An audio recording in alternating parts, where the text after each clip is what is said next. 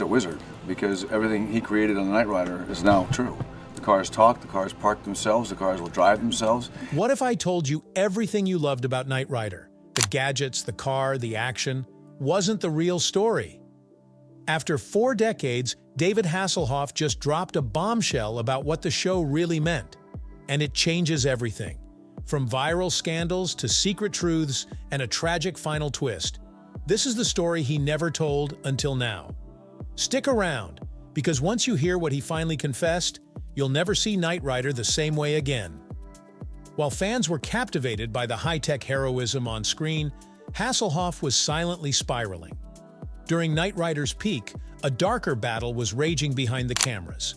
The glossy TV image masked a personal war that would come crashing into public view years later when his daughter captured him in a vulnerable state, staggered and broken. For decades, the truth stayed hidden. But now, he's finally opening up, peeling back the curtain on a life that was far from the slick, heroic exterior. Born July 17, 1952, in Baltimore, Maryland, David Hasselhoff grew up in a devout Roman Catholic household. His father, Joseph, was a security executive, and his mother, Dolores, took care of the home. David, the only boy among 4 sisters, was raised in a strict but loving environment. That foundation kept him grounded, but it was his German heritage, traced back to a small village near Bremen, that would unexpectedly crown him a superstar in a country he barely knew as a child. The early years were far from peaceful. Because of his father's job, the family was constantly relocating, from Baltimore to Jacksonville to Atlanta and beyond. For a kid, it meant always being the outsider, always having to start over. But something magical happened in that chaos. He learned to adapt, to charm, to entertain. And when he stepped onto a local stage as a crew member in Peter Pan at just 7 years old, everything clicked. The nerves disappeared. The spotlight felt like home. From that point on, he was all in. He studied singing, acting, dancing, anything that brought him closer to the stage. His dream? Broadway. And years later, that dream came full circle when he played Captain Hook in Peter Pan across theaters in the UK between 2010 and 2017. But back in high school, he was already becoming a force. In LaGrange, Illinois, at Lyons Township High, he led the choir, captained the volleyball team, ruled the speech team, and starred in productions like The Fantastics. When he graduated in 1970, he wasn't just prepared, he was already halfway to stardom. He began college at Oakland University in Michigan, but soon realized he needed to be closer to the action. Transferring to California Institute of the Arts, an elite school founded by Walt Disney, put him right in Hollywood's backyard. There, he honed his craft in voice, movement, and performance. The transition from student to star happened quickly. His first professional role? A low-budget, awkward comedy called Revenge of the Cheerleaders, where his character's name was Boner. He thought it'd be forgotten. Instead, it resurfaced under a humiliating new title, Caught with Their Pants Down. Still, it earned him his SAG card. He was officially a working actor. Then came the soap opera. In 1975, he landed the role of Dr. Snapper Foster on The Young and the Restless. He stayed for 6 years, filming over 850 episodes. His character, stoic, responsible, the emotional anchor, became a fan favorite. When he left in 1982, the show didn't just write him off, they phased out his entire fictional family. That's how much weight he carried. But the real turning point came when NBC president Brandon Tartikoff made a bold choice. He cast Hasselhoff in a new kind of role, Michael Knight, the modern-day Lone Ranger with a talking Trans Am. The idea, pitched by producer Glenn A. Larson, was to make the car the star. And it worked. Knight Rider exploded onto TV screens in 1982 and quickly became a global phenomenon. Behind the wheel of Kit, Hasselhoff wasn't just saving lives, he was redefining what a TV hero could be. Audiences connected with the blend of compassion and courage, and kids everywhere dreamed of one day driving a car that could talk back. But here's what most fans never knew. The iconic black Trans Ams used in the show came from a train crash. General Motors had a shipment of damaged 1982 models. They sold 10 of them to the show for $1 each, with one condition: every car had to be destroyed after production ended. The modifications weren't cheap. Each car cost about $18,000 to transform. Some were designed purely for stunts with fiberglass bodies. Others had drivers hidden in the back seats. And the hero car, used for close-ups with Hasselhoff, was pristine. KITT could leap through the air, withstand insane heat, and go from 0 to 60 in fractions of a second. That glowing red scanner on the hood, inspired by 2001, A Space Odyssey. It could detect Michael's vitals, scan rooms, and even operate in stealth mode. In total, it was said to be worth $11.40 million, though the real cost was closer to $100,000. Still, the show wasn't about budgets or effects. It was about hope. Hasselhoff often said strangers would come up and tell him, "You helped me through a hard time." And that meant more than any rating or award. Knight Rider wasn't just a job, it was a mission. And even as critics panned it, TV Guide gave it just 21%. Audiences made it a juggernaut. By Christmas 1983, KITT toys were the must-have gift. The legend had been sealed. But as Knight Rider gained speed, David's personal life began to skid. Beneath the polished performance was a man dealing with mounting pressure and internal struggles. The more he gave to the character, the more he drifted from himself. He later admitted he would have stayed in that world forever if he could. Because for him, Michael Knight wasn't fiction. It was a promise. A symbol of what the world could be if we just believed a little harder, tried a little longer, and refused to give up. What the cameras captured was thrilling, but what they missed was a world of chaos, pain, and near-impossible ambition. Behind every high-octane scene in Knight Rider was a risky ballet of metal and muscle, choreographed by people who rarely got credit. While audiences marveled at the talking car and its fearless driver, a completely different story was playing out off-screen, one where every stunt came with a cost, every leap carried the weight of real danger, and the price of fame chipped away at something deeper. It all began with the cars. Knight Rider didn't just use one sleek vehicle. It had 4 specialized models, each built for a specific kind of spectacle. There was the immaculate hero car, polished to perfection for close-ups. Then came the stripped-down stunt cars, agile and light enough to handle wild maneuvers. The jump cars, reinforced fiberglass shells, practically disposable, designed to survive the airborne madness. And finally the crash shells, built for destruction. For those shots where KITT soared or skidded through chaos, it wasn't special effects. It was real damage, real stakes. Jack Gill, the unsung daredevil behind the wheel, risked everything. To simulate KITT driving itself, he would flatten himself under the dashboard, steering while hidden beneath David Hasselhoff's legs. It was claustrophobic, dangerous, and absolutely necessary. Pontiac initially supplied only 3 Trans Ams. But a twist of fate changed everything. When a train carrying a shipment of the cars derailed in 1983, GM offloaded 10 wrecked units to the production for $1 each. The catch? They had to be destroyed during filming. And destroy them they did. Each met a violent end, sometimes hurled through the air or crushed under impact. You didn't just watch the danger, you felt it. One jump in particular left a scar. The car launched over an 85-foot canyon in Thousand Oaks. Mid-air, a license plate tore off, a mounted camera went flying, and even Hasselhoff's leather jacket came undone. That single leap was so dramatic, producers reused the footage in 5 future episodes. But the jump didn't just claim car parts, it left Gill broken. He shattered his back twice, cracked his neck once. He now walks with a titanium plate in his spine, held in place by 6 screws, and yet, he kept pushing. In one terrifying maneuver, Gill had to reverse KITT out of a moving semi at 50 miles per hour, with only 3 inches of breathing room between the side mirrors. Once the tires hit the pavement, he had to slam it into drive, swing the car around, and gun it into the next frame.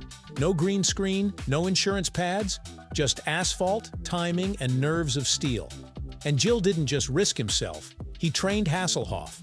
Hours spent at Saga Speedway, fine-tuning each drift, each turn.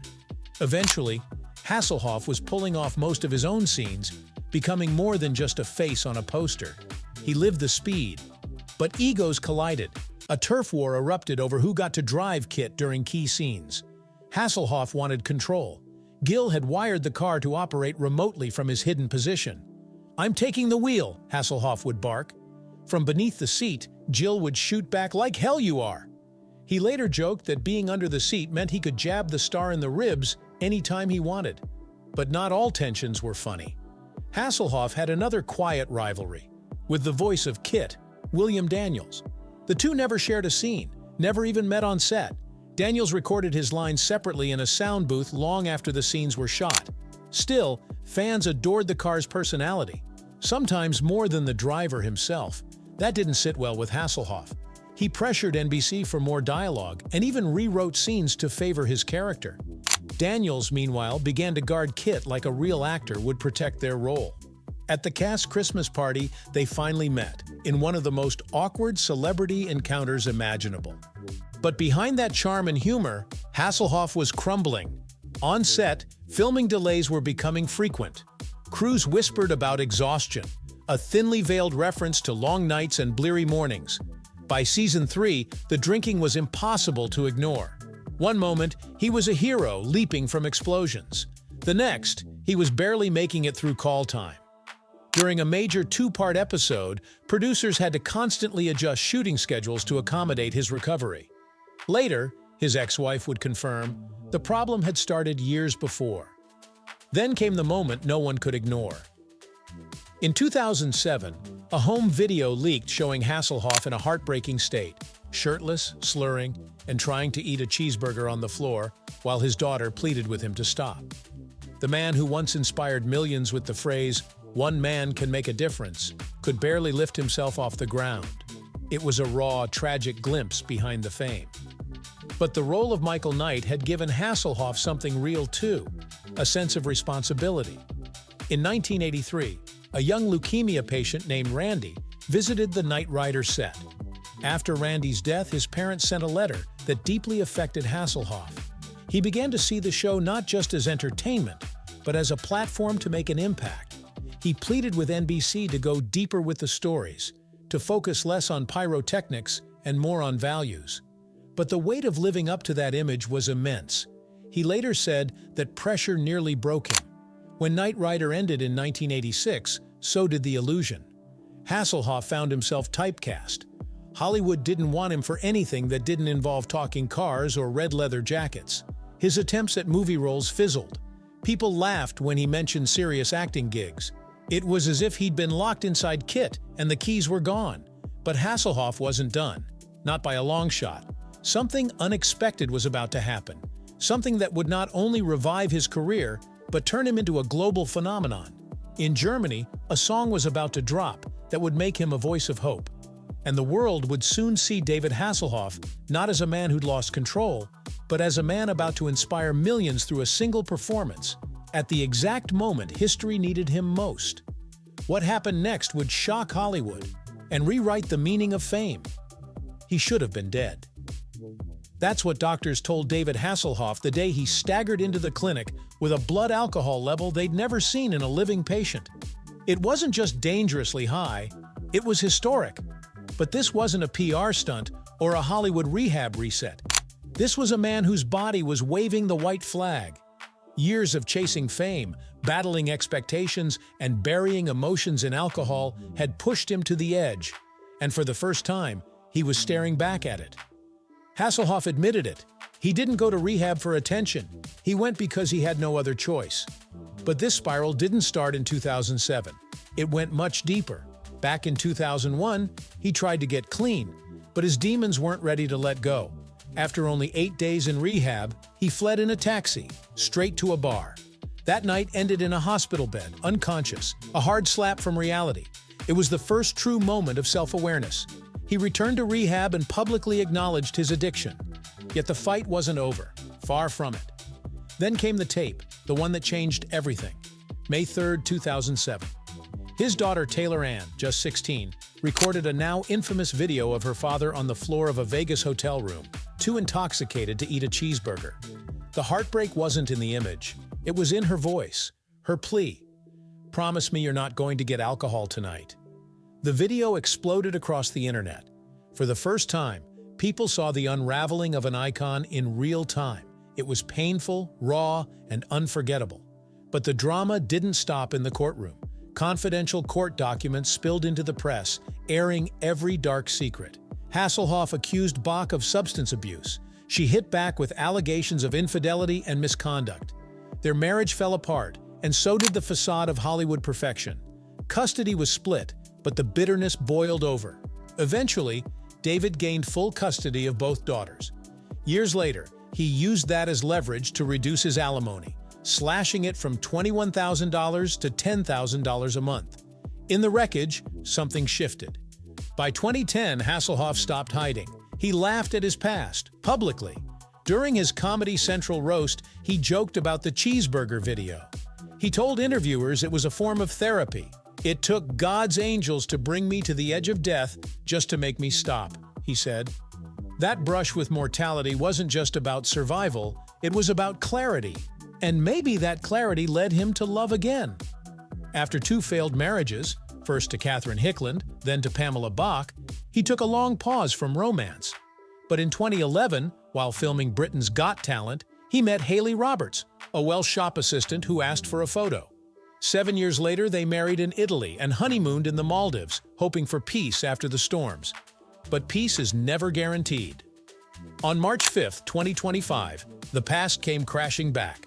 Pamela Bach, at 62, was found dead under tragic circumstances. The woman who once shared his fame, fortune, and fury was gone. Though their relationship had long ended, her death reopened wounds that never truly healed.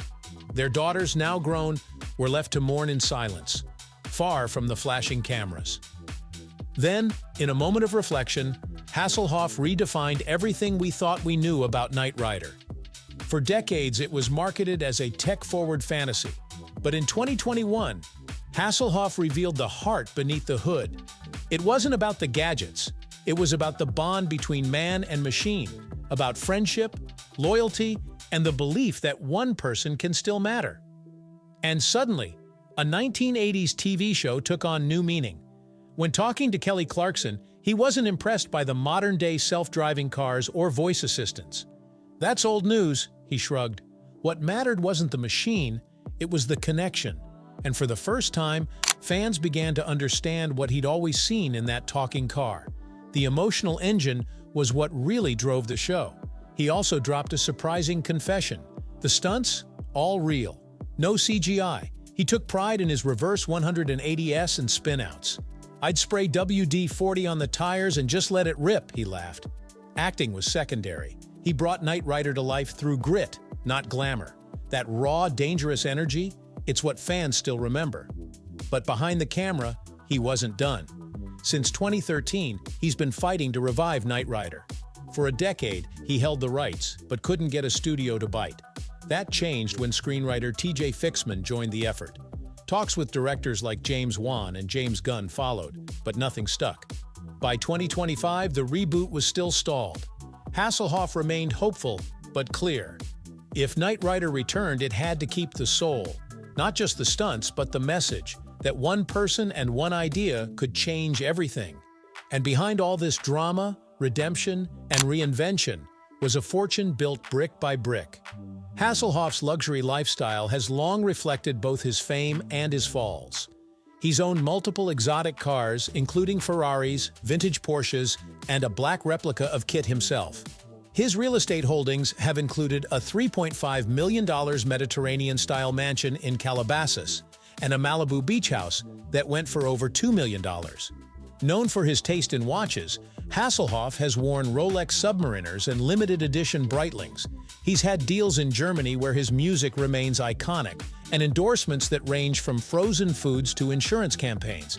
Speaking of which, he reportedly carried high-value insurance policies on his vocal cords, home, and filming stunts. Financially, he teaches a lesson in reinvention. When public image burns, diversify. Invest in yourself. Laugh at your mistakes, but never stop evolving. David Hasselhoff's story isn't just about downfall. It's about staying in the fight, even when the lights dim. He once said Knight Rider was about one man making a difference. Decades later, that man might still be him. From viral meltdowns to heartfelt confessions, Hasselhoff's journey is one wild ride. Like, comment, and subscribe, because one man can make a difference, and so can your click.